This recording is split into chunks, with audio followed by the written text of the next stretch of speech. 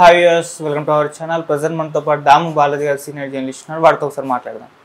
Sir నమస్కారం. Sir SSMB 29 నుండి నిన్న villain Prithviraj Sukumaran look release చేశారు. అయితే ఈ లుక్ రిలీజ్ అయిన తర్వాత సోషల్ మీడియాలో విపరీతంగా రాజమౌళి గారి పైన ట్రోల్స్ అయితే రావడం జరిగింది. అంటే మళ్ళీ దొరికిపోయాడు రాజమౌళి, ఇది కాపీ రాజమౌళి అని చెప్పేసి ఈ రకంగా పోస్టులు కూడా పెడుతున్నారు. చాలా సినిమాల రిఫరెన్స్లు తీసుకొని ఆ క్యారెక్టర్ని డిజైన్ చేశారని కూడా చెప్తున్నారు. మరి ఎలా అనిపించింది మీకు ఆ లుక్? మరి జరుగుతున్న ఈ ట్రోలింగ్ పైన నిజంగా రాజమౌళి గారు కాపీ కొట్టి ఆ పోస్టర్ని డిజైన్ చేస్తారా? మీ ఒపీనియన్ ఏంటి సార్ దానిపైన? మామూలుగా అంటే రాజమౌళి సినిమాలు ఒరిజినాలిటీ అనేది ఏమి ఉండదు. వివిధ ఇంగ్లీష్ సినిమాలు కావచ్చు, వివిధ సినిమాల్లో నుంచి ఆయన తీసుకొని దాన్ని ఒక ఇది అల్లుతాడు. ఇది సినిమా వాళ్ళు చాలామంది చేసే పని. మనకి షోలే అప్పుడు కూడా ఇదే విమర్శ వచ్చింది. అప్పుడు జావేద్ అఖ్తర్ దానికి సమాధానం చెప్తూ, అప్పట్లో DVD షాపులు ఉండేవి, DVD షాపులు ఉన్నాయి కదా, మీరు కూడా 10 DVDలు తెచ్చి ఒక షోలో తీయండి, ఎవడొద్దన్నాడు అని ఆయన సమాధానం ఇచ్చాడు. అంటే ఒకటేందంటే థియరీ ఏంటంటే ఎక్కడ కూడా ఒరిజినాలిటీ అనేది ఏమి ఉండదు.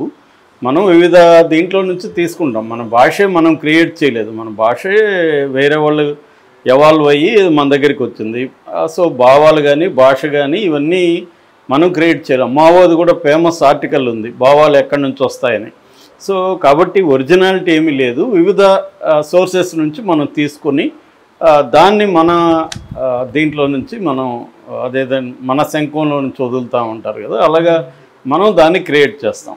క్రియేట్ చేసేటప్పుడు అది ఒక యూనిక్గా మారిపోతుంది. అట్లాగే రామ్ గోపాల్ వర్మ మీద కూడా ఈ విమర్శలు వచ్చినప్పుడు ఆయన కూడా ఇదే చెప్పాడు, అది ఎవరీ షార్ట్ కాపీనే అంటాడు ఆయన.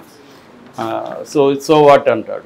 సో అంటే ఇక్కడ 2 రకాల ఇష్యూస్ ఉన్నాయి. ఒకటి, వేరే వాళ్ళది తీసుకొని నీదిగా ఎలా అనౌన్స్ చేస్తావు అంటే లీగల్గా చేయొచ్చా?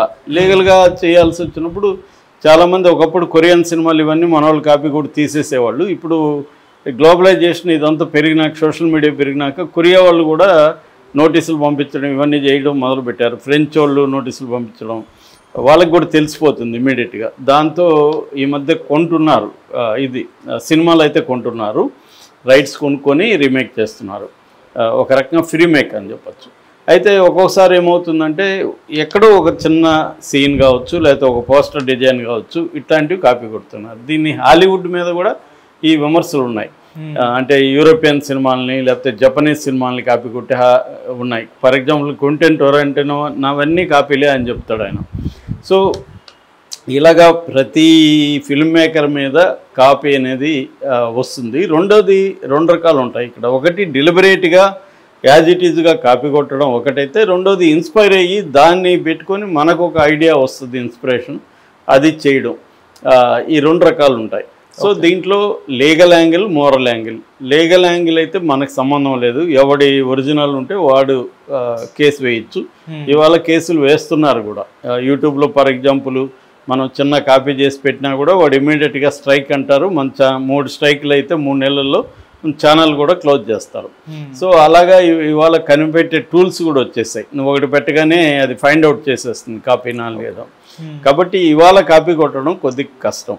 కాకపోతే అందుకని ఇప్పుడు ఏం చేస్తున్నారంటే, ఫర్ ఎగ్జాంపుల్ ఇప్పుడు అదేంటి చికిరి ట్యూన్ ఉంది, యాజ్ ఇట్ ఈజ్ ట్యూన్ వేరే దగ్గర ఉంది. కాబట్టి రెహమాన్ ఏం చేశాడు, దాంట్లో వేగంగా ఉంది దాన్ని కొద్దిగా స్లో చేసి ఇన్స్ట్రుమెంటేషన్ చేంజ్ చేశాడు. అట్లాంటప్పుడు అది కనిపెట్టదు. అంటే అల్గోరిథమ్స్ని మోసం చేయడం కూడా జనాలు నేర్చుకుంటున్నారు.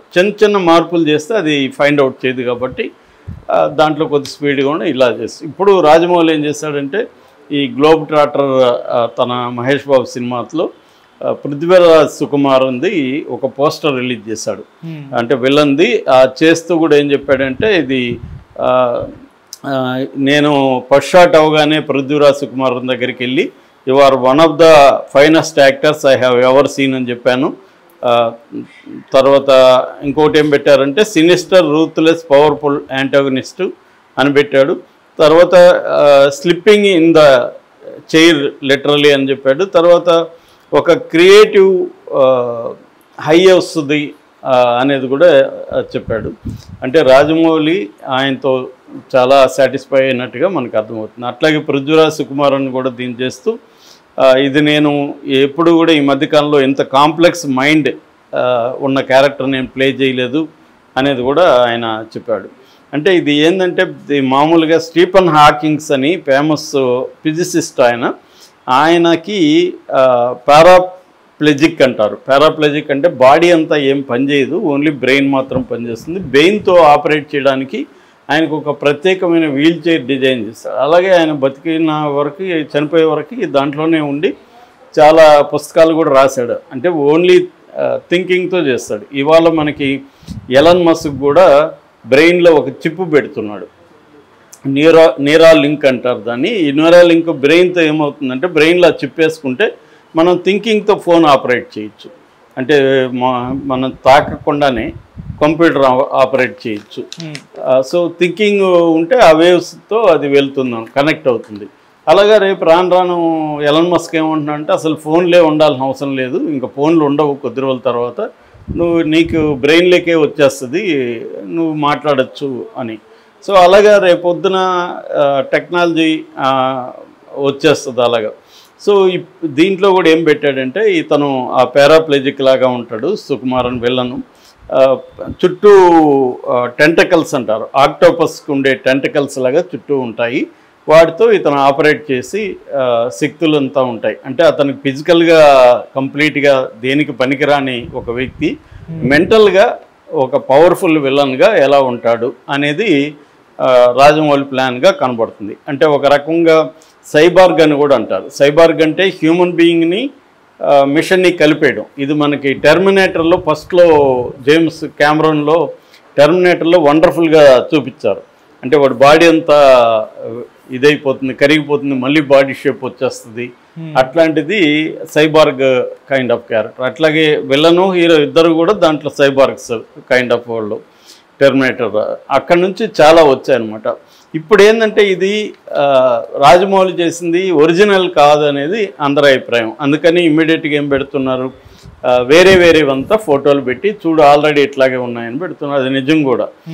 మనకి ఫస్ట్ ఇలాంటిది కనబడేది నా రీసెర్చ్లో తేలింది వచ్చి ద అమేజింగ్ స్పైడర్ మ్యాన్ అని 1963లో కామిక్స్ అంటారు, కామిక్స్ క్రియేట్ చేశారనమాట ఇద్దరు ఆర్టిస్టులు, స్టాన్లీ అండ్ స్టీవ్ డిట్కో అని ఇద్దరు 1963లో క్రియేట్ చేశారు. సేమ్ ఇలాంటిదే అనమాట. అక్కడి నుంచి అవి సినిమాల్లోకి వాటికి వచ్చింది. మనం ఏమంటామంటే డీసీ కామిక్స్ అంటారు, ఈ డీసీ కామిక్స్లోకి వచ్చాయన్నమాట. దాని తర్వాత పాపులర్ అయింది ప్రొఫెసర్ ఎక్స్ వచ్చి ఎక్స్మెన్ సిరీస్లో ఉంటారనమాట. Charles Xavier character. అట్లాగే డేవర్స్ అంటారు, డాక్టర్ హ్యూ అనే సినిమాలో వచ్చింది. అట్లాగే విక్టర్ ఫ్రైస్ అని మిస్టర్ ఫ్రీజ్ సినిమాలో వచ్చింది, డీసీ కామిక్స్ అనమాట. జనరల్ గ్రీవియస్ అనేది ఒకటి వచ్చింది స్టార్ వార్స్లో. సో ఇంకా మనకి ఇండియాలో చెప్పాలంటే క్రిస్ 3లో సేమ్ ఉంది. అట్లాగే 24 సినిమాలో సూర్యాది కూడా ఆత్రేయ క్యారెక్టర్, అది కూడా ఇట్లాగే వీల్ చైర్ ఇది ఉంటుంది. పాపులర్గా ఏంటంటే ప్రొఫెసర్ ఎక్స్ అండ్ ఆక్టోపస్ అంటారు, ప్రొఫెసర్ ఆక్టోపస్. ఎందుకంటే ఆక్టోపస్ లాగానే హ్యాండ్స్ అవన్నీ ఉంటాయి కాబట్టి ఆక్టోపస్ అంటారు అనమాట. దీంట్లో బేసిక్ ఐడియా ఏంటంటే ఒక డిఫరెంట్ బ్రెయిన్తో పనిచేసే విలన్ని ఒక ఫిజికల్గా బలహీనంగా ఉండి బ్రెయిన్ పరంగా చాలా సాడిస్టిక్ అండ్ సూపర్ విలన్ అంటాం. అలాంటి ఒక సూపర్ విలన్ లక్షణాలని చూపించడానికి ఇది వాడుకోవడం అనమాట. సో మనకి ఇండియాలో కూడా ఆల్రెడీ కొన్ని సినిమాల్లో మనకి పక్షిరాజన్, మన శంకర్ సినిమాలో కానీ పక్షిరాజ్ క్యారెక్టర్ కానీ, అంతకుముందు రోబోలో చిట్టి క్యారెక్టర్ కానీ వజీగర్ అని అంటారు, డాక్టర్ వజీగర్ అని అంటారు తమిళ్లో.